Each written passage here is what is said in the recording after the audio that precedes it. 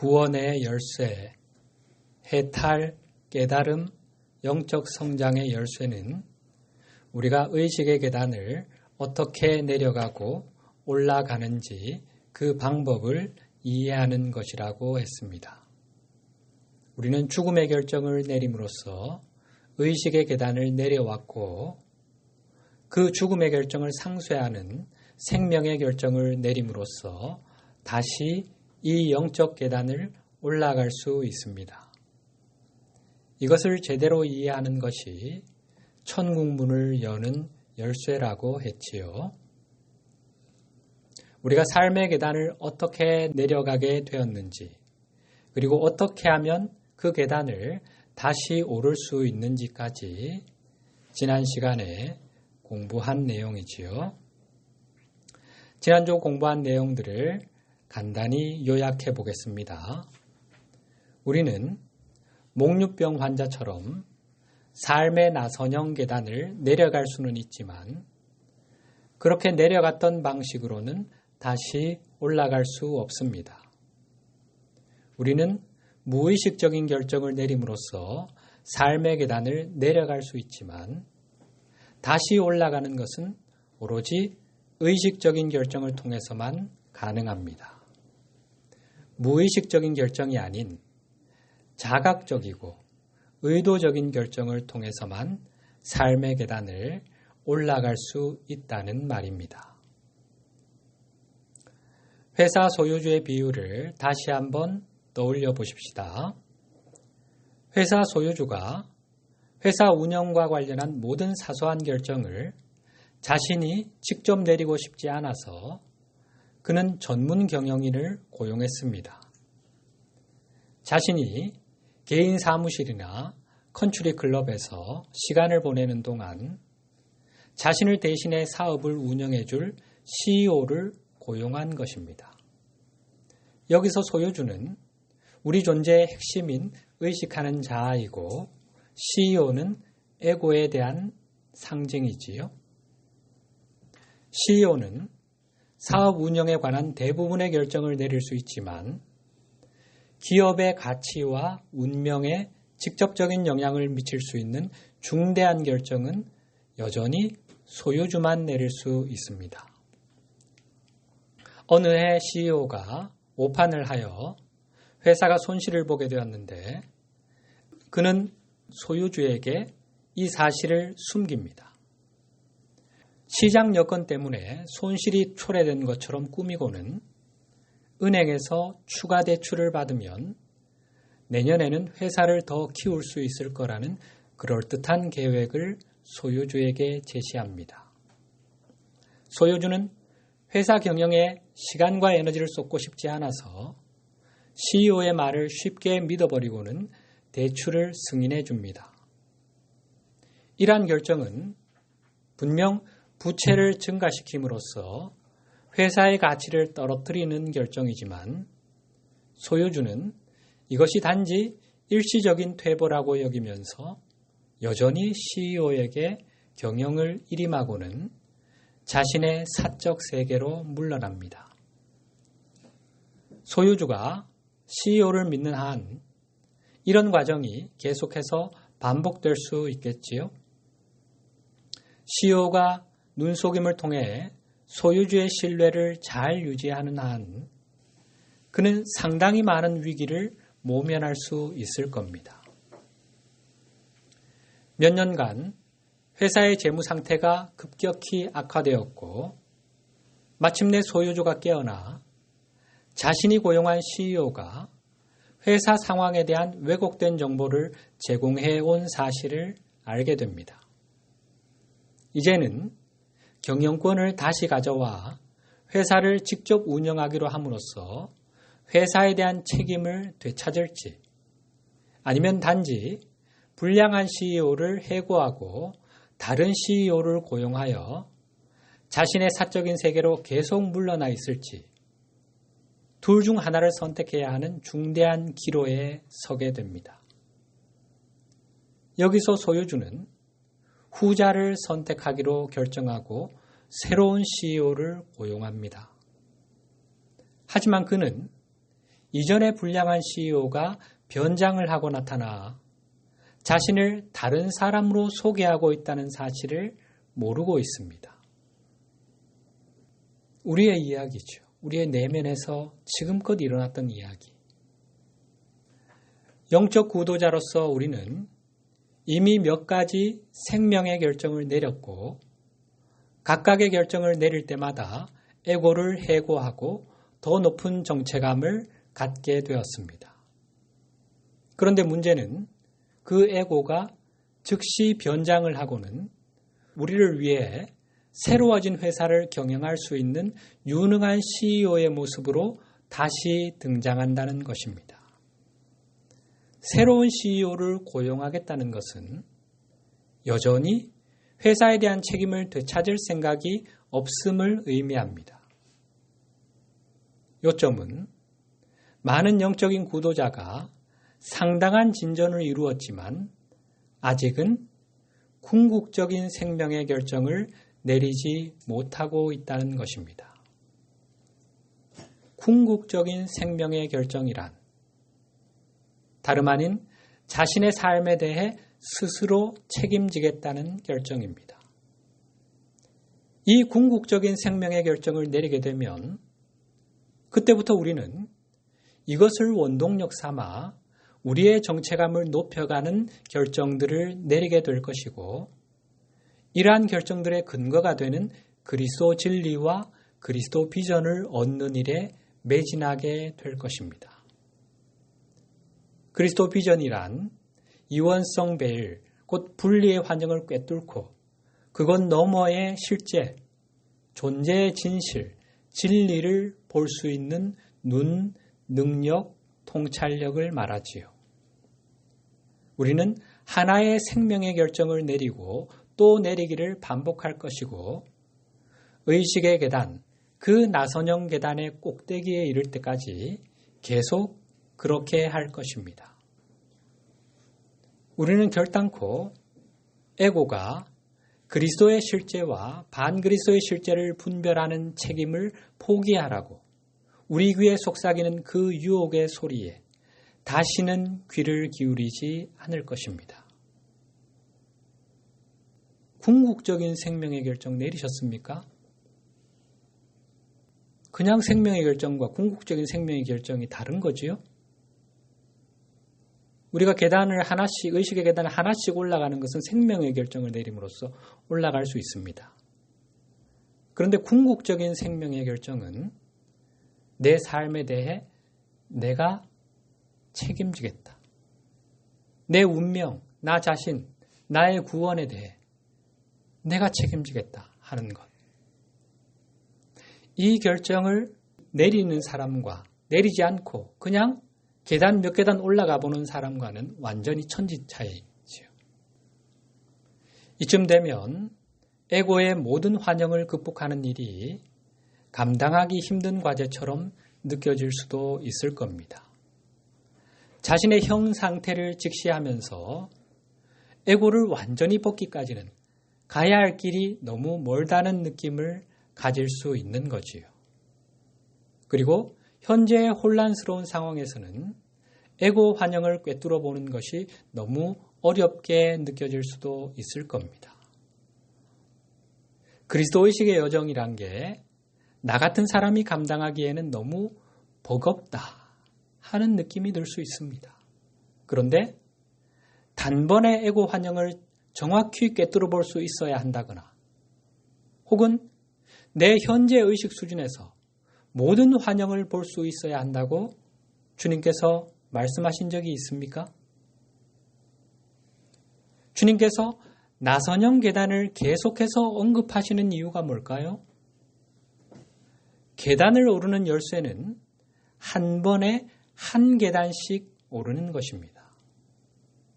따라서 우리가 지금 해야 할 일은 한 번에 두 계단, 즉 현재 내가 밟고 서 있는 계단과 바로 그 위에 있는 계단에 집중하는 것입니다. 꼭대기에 있는 계단을 올려다볼 필요가 없으며 한 번에 큰 도약으로 전체 계단을 올라갈 필요도 없습니다.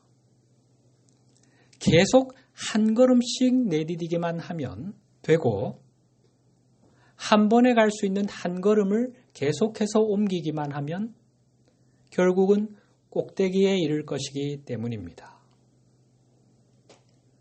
우공이산이라는 말이 있지요. 인간이 도저히 이룰 수 없을 것 같아 보이는 목표도 끊임없이 정성을 쏟다 보면 결국엔 달성하고 만다는 의미를 담고 있는 말이지요. 우직함, 끈기, 지성이 하늘을 감동시켜 마침내 하늘 문을 열게 할 것입니다. 나선형에 33개 계단이 있다고 가정해 보십시다. 우리가 자기 삶을 돌아보고는 자신이 10번째 계단에 있다는 것을 알게 되었다고 칩시다. 현재 지점에서 우리는 32번째 계단에서 33번째 계단으로 우리를 올라가지 못하게 막는 에고 환영을 꿰뚫어 볼 수 있는 그리스도 분별력을 가지고 있지 않지요? 그러나 지금 당장 그 환영을 꿰뚫어 볼 필요가 없지요? 우리는 단지 10번째 계단에서 11번째 계단으로 올라가는 것을 막는 환영을 꿰뚫어 보기만 하면 됩니다. 그리고 우리는 그 환영을 꿰뚫어 보는 데 필요한 것을 이미 가지고 있습니다. 따라서 우리는 현재 나에게 필요한 것, 곧 내가 바로 다음 계단으로 올라가는 것을 막고 있는 에고 환영을 꿰뚫어 볼 수 있는 그리스도 비전을 요청하기만 하면 됩니다. 11번째 계단으로 올라서는 데 필요한 그리스도 비전만 요청하면 된다는 말입니다. 현재 지점에서 20번째, 30번째, 33번째 계단으로 올라서는 데 필요한 그리스도 비전에 신경 쓸 필요가 없다는 말입니다.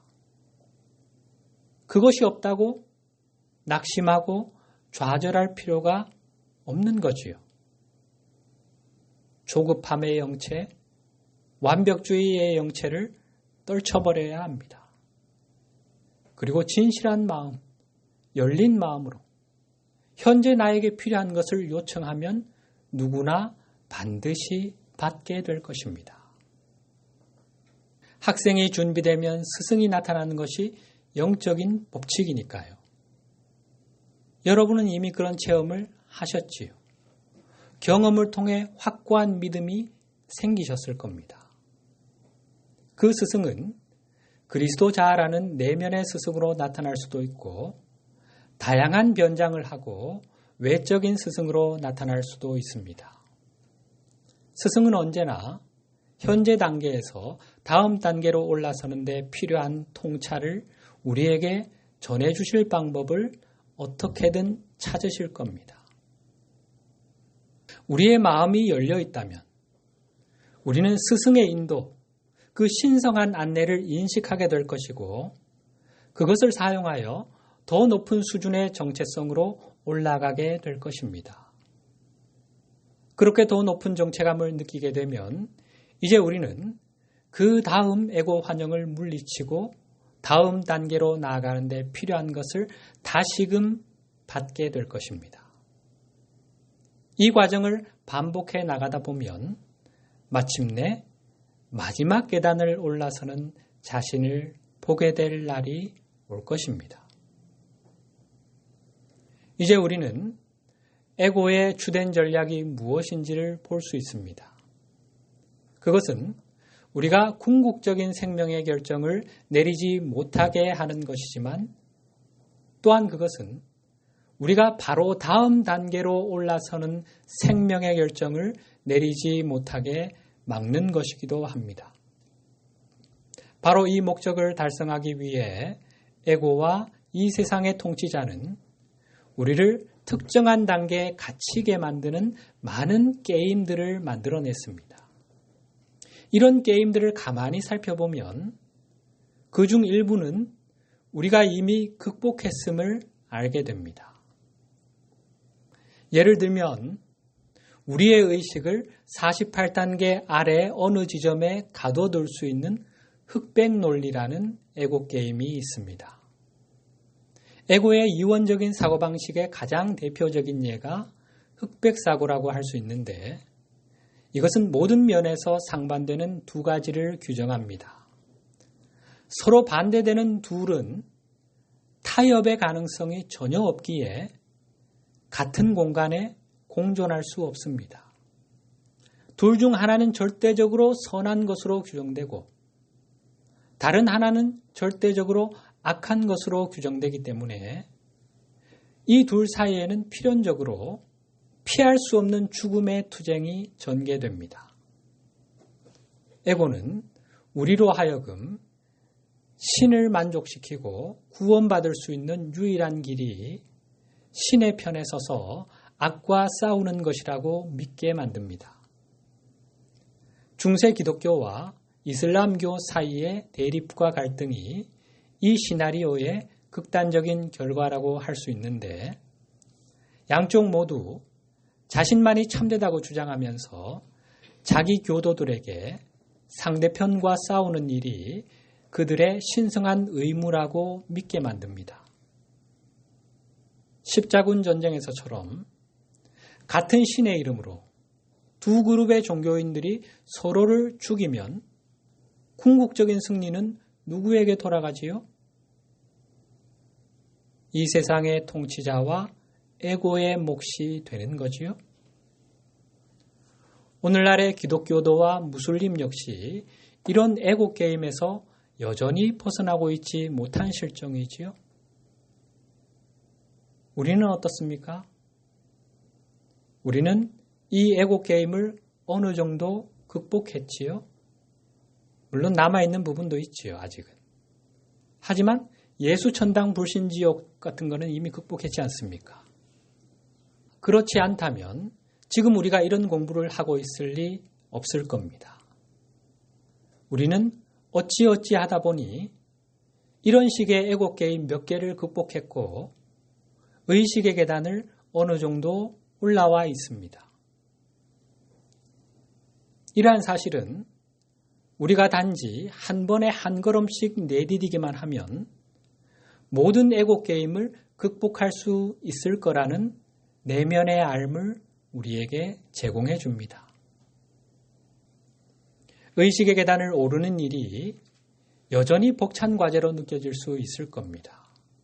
그러나 지금 우리가 이런 진보된 가르침을 공부하고 있다는 바로 이 사실이 이미 우리는 죽음의 골짜기에서 빠져나왔음을 말해줍니다. 그러면 우리는 어떻게 현재의 단계로 올라왔을까요? 그럴 수 있었던 것은 어떤 형태로든 살아있는 그리스도께서 우리에게 손을 내미셨고 우리가 그 손을 잡았기 때문입니다. 우리는 스승의 부르심에 응답했습니다. 스승의 인도하심을 기꺼이 받아들여 우리를 한 단계 더 높이 올라서도록 하는 생명의 결정을 내리는데 그것을 사용했습니다. 그리고 현재의 단계에 이르기까지 그 작업을 계속 해온 것입니다. 중도 탈락하고 미끄러져 내려가는 구도자들이 얼마나 많은데 여러분 자신이 좀 기특하고 대견하지 않습니까? 여정의 매 단계마다 스승이 함께 하셨고 우리는 그 스승의 가르침을 따라온 것입니다. 이러한 사실을 생각해 볼 때 다음 단계들에서도 스승이 함께 하실지 의심하는 것이 합리적이겠습니까? 우리는 이미 해온 것처럼 스승을 따를 수 있고 또 따르리라는 것을 의심할 이유가 없습니다. 우리는 이미 자신이 생명으로 인도하는 참된 길의 본 궤도에 올라섰다는 것을 알아차리기만 하면 됩니다. 더 높은 그리스도 비전을 향해 계속 그 길로 나아간다면 아버지가 기다리시는 집으로, 본향으로 돌아가게 될 것입니다. 우리는 다윗의 이 고백을 마음을 열고 나의 것으로 받아들이면 됩니다. 시편 23편 4절 내가 음산한 죽음의 골짜기를 지나가게 된다 하더라도 나는 두렵지 않습니다. 주님께서 나와 함께 계시기 때문입니다. 주님의 막대기와 지팡이가 나를 든든하게 보호해 줍니다. 여정의 각 단계마다 스승이 우리와 함께 하시리라는 것을 믿고 나아간다면 우리는 마침내 목표에 도달하게 될 것입니다. 용기를 내십시다. 이제 지난 3주간에 걸쳐서 공부한 네 번째 열쇠의 내용을 요약해 보겠습니다. 우리는 삶을 줄다리기에 비유할 수 있습니다. 밧줄을 잡아당기는 두 팀이 있습니다. 한 팀은 에고와 이 세상의 통치자로 구성되어 있는 세상팀이고 다른 한 팀은 살아있는 그리스도와 승천한 스승님들로 구성되어 있는 영적인 팀입니다. 밧줄은 우리 자신입니다. 삶에서 우리에게 주어진 도전 과제는 두 세력이 우리를 잡아당기고 있다는 것입니다. 이 세상의 통치자는 우리를 계단 아래로 끌어내리려 하고 살아있는 그리스도는 우리를 위로 끌어올리려 합니다. 그런데 어느 팀도 우리의 자유의지를 거슬러서 우리를 끌어올리거나 끌어내릴 수 없다는 것이 게임의 룰입니다. 하나님이 정해놓으신 법칙이지요. 그런데 세상팀은 우리로 하여금 죽음의 결정을 내리도록 심지어 자신들에게 우리의 자유의지를 통째로 넘겨주는 궁극적인 죽음의 결정을 내리도록 우리를 속이려 듭니다. 반면 영적인 팀은 우리를 결코 속이지 않으며 우리가 스스로 의식적인 생명의 결정을 내리려 할 때만 우리를 끌어올릴 수 있습니다. 이것이 두 팀의 본질적인 차이입니다. 세상팀은 중력의 힘을 등에 업고 아래로 잡아당기고 영적인 팀은 중력의 힘을 거슬러서 위로 잡아당기는 것이라고 할 수도 있습니다. 따라서 우리가 스스로 결정 내리기를 거부하여 우리 자신을 가만히 앉아있는 무거운 몸뚱아리로 만들면 세상팀이 우리를 끌어내리기가 쉬워지겠지요? 영적인 팀은 우리가 자신의 의지로 기꺼이 한 발을 앞으로 내디디려 할 때만 우리를 끌어올려 주실 수 있습니다. 하늘은 스스로 돕는 자를 돕는다는 옛말이 있지요. 우리가 스스로를 도우려 하지 않는다면, 즉 스스로 노력하지 않는다면 세상팀이 유리하게 될 것이고 그 팀은 우리를 반드시 아래로 끌어내릴 것입니다. 우리가 자기 삶에 대해 책임지려 하지 않을 때 우리의 영적 정체성은 죽을 수밖에 없기 때문입니다. 우리가 삶의 계단을 올라가기 어렵게 만드는 것은 뭘까요? 그것은 이 세상에 속한 어떤 것에 대한 집착이라고 할 수 있습니다. 지구 위를 걷고 있는 사람들의 의식을 가만히 살펴보면 다양한 수준의 의식이 있는데 각 사람의 의식의 수준은 그들이 집착하는 것에 의해 결정된다는 사실을 알 수 있습니다. 어떤 사람들은 오로지 세속적인 쾌락에 온 마음이 쏠려서 더 많은 육체적 쾌락, 더 많은 물질의 소유를 생의 목적으로 삼고 살아갑니다. 이것은 이 세상에 속한 물질적인 것과 그것이 주는 감각적인 쾌락에 대한 집착이라고 할 수 있습니다. 권력에 굶주려 끊임없이 세상을 통제하려고 하는 사람들도 있지요. 우리가 이 여정에 열려 있다는 사실은 그런 낮은 차원의 집착들은 어느 정도 초월했음을 의미합니다. 그럼에도 우리가 아직 지구의 육화 중이라는 사실은 단지 더 미묘할 뿐 여전히 뭔가에 대한 집착을 가지고 있음을 의미합니다. 우리가 지구상의 어떤 것에 집착하는 한 자신의 삶을 더 어렵게 만들 뿐이라는 사실을 직시할 필요가 있습니다.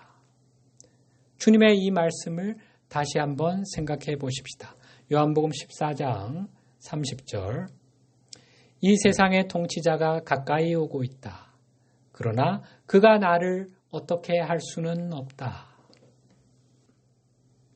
이 말씀은 우리가 그리스도 의식을 온전히 성취하게 될 때 우리에게 일어나는 일에 대한 묘사라고 할 수 있습니다. 우리가 모든 집착과 환영을 극복하게 되면 이 세상의 통치자와 에고는 우리를 계단 아래로 끌어내리는 데 사용할 수 있는 어떤 것을 더 이상 우리 안에서 찾을 수 없게 됩니다. 말하자면 그들이 붙들고 있는 밧줄에 기름칠을 해서 그들이 더 이상 우리를 단단히 붙잡을 수 없게 된다는 것입니다. 우리가 이 궁극적인 자유의 경지에 도달하려면 아직은 시간이 더 필요하겠지요. 그러나 우리가 자신의 삶과 심리의 모든 측면을 기꺼이 살펴보고 이것이 과연 삶의 계단을 올라가는데 도움이 되는 것인가? 아니면 아래로 끌어내리는 것인가? 라는 평가를 해봄으로써 그 궁극의 자유를 향해 중요한 걸음을 내디딜 수 있습니다. 주님은 언제나 우리에게 점진적인 과정에 대해 말씀하고 계시지요. 살아있는 그리스도는 우리가 한 번의 큰 도약으로 완전해지기를 요구하지 않으십니다.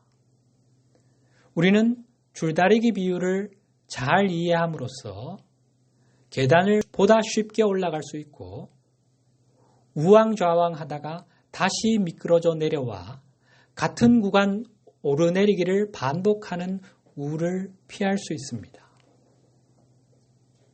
이렇게 할 수 있는 열쇠는 우리 삶의 어떤 부분이든 기꺼이 살펴보고 우리를 계단 아래로 끌어내리는 삶의 모든 측면에 대해 더 깊은 이해를 구하겠다고 결정하는 것입니다. 내 안에 있는 이 집착, 이 고집, 이 아집, 이 집요함, 나를 자꾸만 걸려 넘어지게 하고 자꾸만 아래로 끌어내리는 이것, 도대체 어디서 생겨난 것인가? 그 뿌리가 뭔가?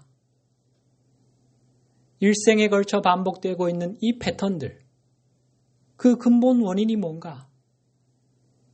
한 계단 힘겹게 올라가면 두 계단 아래로 끌어내리는 내 안의 이것들, 정체가 뭔가? 주님, 더 깊은 이해를 구합니다. 보여주소서.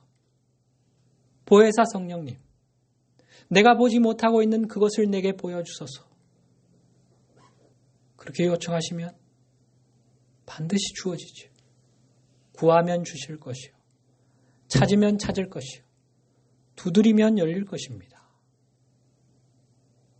에고와 이 세상의 통치자의 첫 번째 전략은 우리가 들보를 찾는 일만이라도 막는 것이기 때문에 일단 우리가 그렇게 하기로 결정한다면, 즉 모든 들보를 찾아내고야 말겠다고 단호히 결정한다면 그것만으로도 그들에게는 상당한 타격이 될 수 있습니다. 그들의 기세를 확 꺾어버리는 결정입니다. 그들의 목적은 우리를 분열된 상태로 만드는 것입니다. 우리의 마음이 사분오열되어 아래로 끌어내리는 힘에 단일대오로 맞설 수 없도록 하는 것이 저들의 목적입니다. 우리 마음을 내분이 일어난 지배 상태로 무기한 유지하는 것이 저들의 목적이라는 말입니다. 이렇게 분열된 상태는 온전하지 못한 상태입니다. 그런데 우리가 자신이 진정 누구인지를 완전히 안다면 이 세상의 통치자에게 우리를 지배할 힘이 없다는 사실을 알게 됩니다. 내 본래 정체성을 깨닫게 되면 그들이 감히 우리를 어떻게 할 수 없다는 사실을 알게 된다는 말입니다. 왜 그렇지요? 그 이유가 뭐지요? 앞에서 우리가 온 힘을 다해 마음에 새기고 언제나 기억해야 할 생명의 기본 진리라 했던 것. 바로 그것 때문이지요. 뭐지요? 실제가 아닌 것은 실제인 것에 영향을 미칠 수 없다. 이제 앞에서 제기했던 물음, 우리가 그리스도 의식의 여정을 걷는 동기가 무엇인지에 관해서 다시금 생각해 보십시다. 우리는 지금 왜 여기 있으며 이 여정을 걷고 있는 이유가 뭐지요? 여러분, 이 여정을 통해 얻고자 하는 것이 뭡니까? 소위 영적이라 하는 사람들을 가만히 살펴보면 영적인 탐구에 몰두하는 다양한 동기를 발견하게 됩니다. 거기에는 분명 세속적인 욕망과 이원적 환영에 근거하고 있는 동기들도 있을 겁니다. 건강상의 위기를 극복하기 위해서나 물질적인 풍요를 얻기 위해 영성에 의지하는 사람들도 있을 것이고, 높은 지위를 구하고 세속의 영광을 꿈꾸면서 영적인 가르침에 접근하는 사람들도 있겠지요. 2000년 전 당시 예수님의 제자 중에도 이런 경우가 있었습니다. 오늘 본문 말씀, 베드로가 예수님께 말했습니다. 그렇다면 모든 것을 버리고 주님을 따른 저희에게는 무엇이 있겠습니까? 예수님께서 그들에게 말씀하셨습니다. 내가 너희에게 진정으로 말한다. 나를 따라오는 너희들은 인자가 영광의 보좌에 앉을 새 시대에 12보좌에 앉아서 이스라엘 12부족을 심판하게 될 것이다. 나를 위하여 집, 형제와 자매, 부모와 자식, 그리고 밭을 버리는 사람은 몇 배로 보상을 받을 것이며 영원한 생명을 얻을 것이다. 여기서 먼저 짚고 넘어갈 점은 예수님의 이 말씀은 베드로가 던진 물음에 대한 완전한 설명이 아니었다는 것입니다. 주님은 당시 베드로의 낮은 의식 상태에 맞춰 눈높이 교육을 하실 수밖에 없었습니다. 소위 맞춤형 답변을 해 주신 거지요. 본문을 보면 베드로는 자신이 예수 그리스도를 따르기 위해 이 세상에 속한 무언가를 포기했다고 생각하면서 이제 그 보상으로 무엇을 받을 수 있는지를 알고 싶어 합니다. 예수님은 베드로의 낮은 의식 상태를 다루시면서 물질 세계보다는 영적인 세계에서 받을 보상으로 그의 관심을 돌리려 하셨습니다. 주님의 말씀의 이면의 숨은 의미는 그리스도 의식의 여정을 따르는 동기가 세속적인 것을 얻으려는 꿈에 기반을 둔 것이라면 이 세상의 통치자는 우리를 참된 길에서 끌어내어 거짓된 길로 끌어들이는 데 사용할 수 있는 어떤 집착을 우리 안에서 찾아내게 될 것이라는 점입니다. 세상 것에 대한 집착은 이 세상의 통치자가 우리를 아래로 끌어가기 위해 갈고리를 걸 수 있는 우리 안에 박혀있는 고리라고 할 수 있습니다. 그리스도 의식의 여정은 세속의 것을 얻는 것과는 관련이 없습니다. 예수님은 당신의 삶으로 친히 이것을 보여주셨지요. 당시 많은 유대인이 그리스도에게 예정된 운명이라 생각했던 대로 이스라엘의 왕, 정치적인 군주가 되신 것이 아니라 범죄자처럼 당신 자신을 십자가에 못 박히게 내어주심으로써 말이지요. 주님은 이 세상에 속한 어떤 것보다도 더 높은 목표, 이 세상을 초월하는 목표가 있다는 것을 그렇게 보여주신 것입니다. 그 목표는 물질 세계에 대한 모든 집착을 극복하고 영적 세계로 상승함으로써 얻을 수 있는 그리스도의식의 영원한 생명입니다. 29절 하반절, 영원한 생명을 얻을 것이다. 바로 이것이 이 여정의 최종 목표입니다. 이것이 우리가 이 여정을 걷는 궁극적인 동기가 되어야 한다는 것입니다.